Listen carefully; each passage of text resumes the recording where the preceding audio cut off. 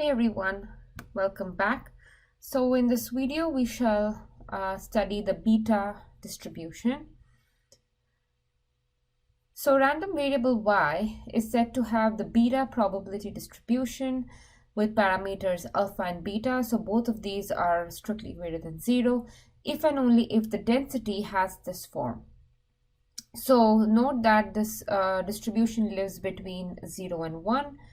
And this is the form of density where this function here in the denominator is called as the beta function, and it has this form. So beta of alpha, this was b of alpha beta is essentially this integral, and you can also show that this integral is equals to gamma alpha times gamma beta upon gamma of alpha plus beta.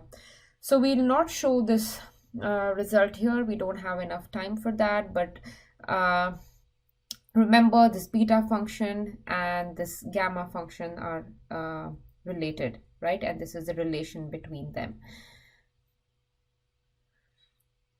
So next we'll take a look at the mean and variance of the beta distribution, right? So the mean is so that's the expected value of y is just alpha upon alpha plus beta.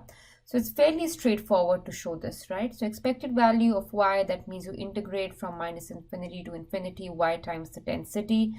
However, this variable lives only between 0 and 1. So y times, this is the density, this beta is a constant, right?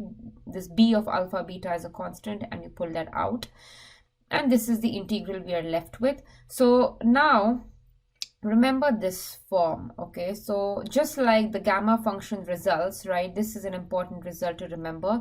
So if my integration is from 0 to 1 and I have y raised to alpha minus 1 and 1 minus y raised to beta minus 1, this is the form, right?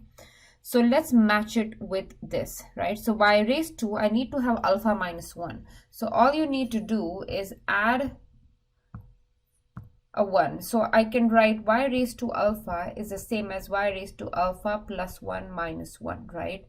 So now I have something minus 1, right? So I can match it with the other form.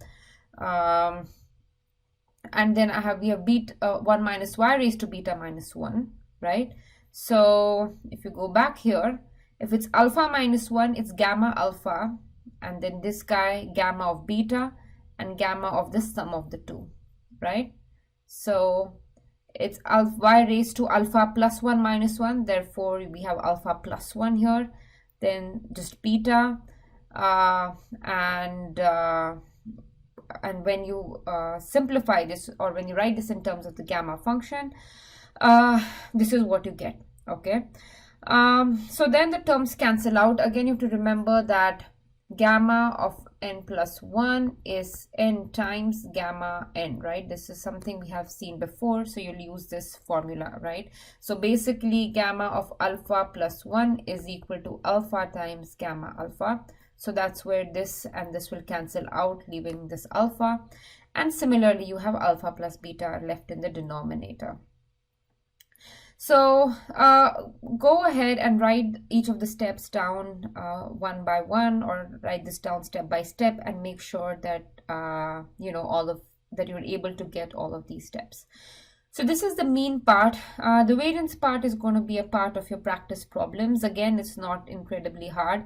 For variance, you'll calculate expected value of y squared. So instead of y, you'll have y squared here.